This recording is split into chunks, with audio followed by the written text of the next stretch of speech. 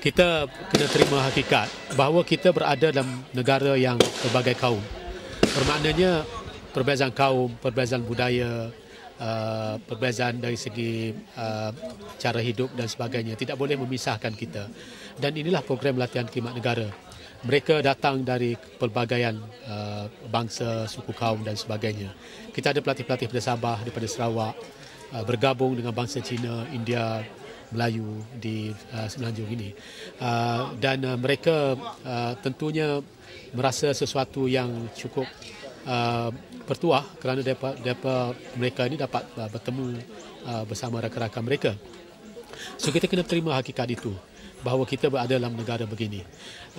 Bermaknanya kita perlu merapatkan kalau ada jurang atau persepsi yang berbeza yang kita lihat dari segi negatifnya. Tentunya orang-orang bangsa lain, etnik lain yang tidak biasa dengan budaya lain, tidak biasa dengan bangsa dan agama lain, merasakan sesuatu yang tidak sesuai dengan mereka. Dan itu sebenarnya persepsi sahaja yang perlu kita fahamkan kepada setiap masyarakat, terutamanya remaja yang mengikuti PLKN ini, bahawa kepelbagaian dari segi kaum, agama, bangsa itu sebenarnya memberi kekuatan kepada kita. Sebab itu dalam Akta Latihan Khidmat Negara yang Seksyen 2 itu mengatakan program latihan khidmat negara ini ialah untuk mewujudkan satu negara yang patriotik, bersatu padu, negara yang patriotik, bersatu padu, mempunyai jati diri, kemudian mempunyai semangat untuk membantu orang lain. Ini semua ialah untuk merapatkan perpaduan. Bermaknanya isu perpaduan ini memang isu yang perlu ditangani oleh semua pihak. PLKN menjalankan satu tanggungjawab yang diserahkan oleh kerajaan untuk memastikan perbezaan dari segi agama, kaum dan sebagainya itu tidak boleh meruntuhkan kita. Dan di sini juga diajar dalam banyak segi untuk merapatkan perbezaan-perbezaan tadi. Kita lihat dari segi fizikalnya. Dari segi fizikalnya mereka ini datang daripada pelbagai kaum yang pertama. Kemudian dalam satu tempat tinggal itu juga diletak dalam pelbagai kaum tadi. So bermaknanya kalau satu dom itu ada daripada Cina, India, ada daripada Kadazan, daripada pelbagai kaum dan suku kaum ada di situ. Itu dari segi fizikalnya. Tapi dari segi jiwanya, ini diterap melalui kurikulum-kurikulum yang ada dalam PLKN. Contohnya ada program integrasi. Integrasi ini ialah supaya masyarakat yang bukan kaum tertentu itu mengetahui apakah amalan, apakah kepercayaan, kebudayaan dan sebagainya dalam masyarakat yang lain. Begitu juga ada aktiviti-aktiviti lain yang bertujuan untuk merapatkan. Misalnya program khidmat komuniti itu sendiri sebenarnya merapatkan hubungan antara kaum. Pertamanya kita ada dalam keadaan begini, ya, kita ada dalam keadaan perbezaan kaum dan sebagainya, dan ianya perlu dirapatkan serapat mungkin. Dalam jangka panjang, kerajaan ingin melihat kita membentuk satu negara bangsa. Negara bangsa ini, negara bermakna satu tempat yang berdaulat. So negara kita ini telah berdaulat. Dan dari segi bangsa ini satu perkara yang agak rumit dan memerlukan jangka masa yang panjang.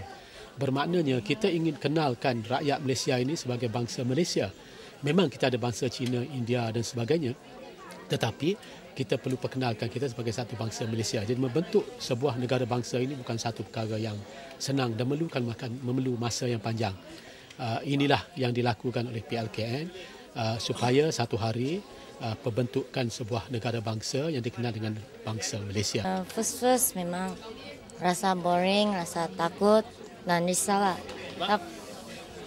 First time jauh dari rumah. Ya, rumah di Sabah KK.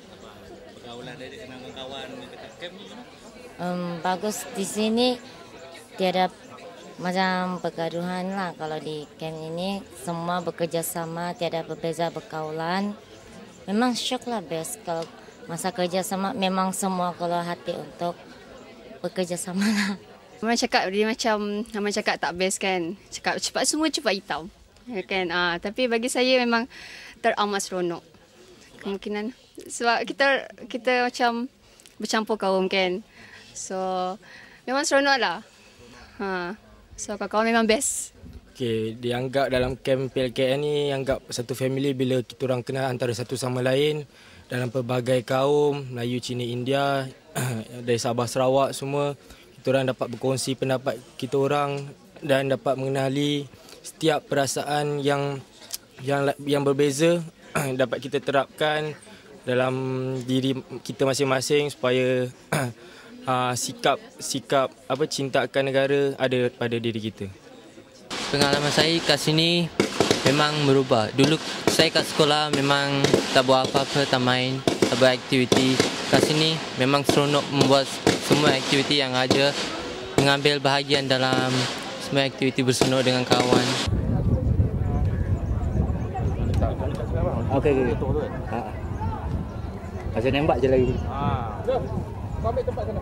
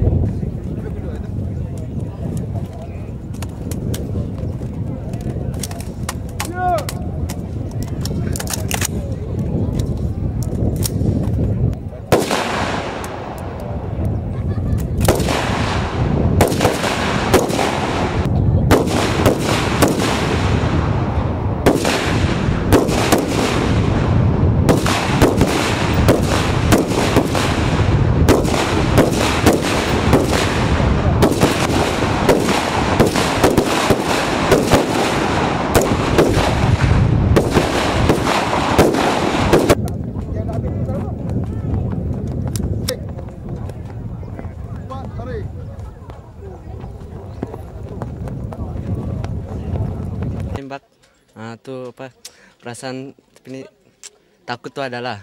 Tapi lepas tembakan pertama tu yakin, lepas tu macam nak lagi.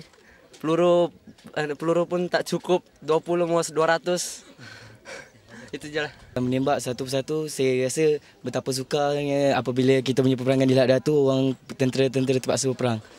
Itu pasal saya. Sebelum saya menembak, saya rasa takut. Tapi start menembak, saya rasa seronok. Nak cuba lagi. Okey, mula rasa pun macam tu juga, takut. Tapi first tembak tu takut, yang kedua dah rasa best, seronok, nak lagi. Lepas 20 pun macam rasa nak lagi. Itu saja terima kasih. Bila dah masa tembak tu masa macam nak habiskan, lambat. Mula-mula saya rasa sakit, macam takut, dan bila sampai situ saya rasa macam tak yakin. Inilah kali first time saya menembak. Tak ada rasa takut lah. Biasa nak lagi.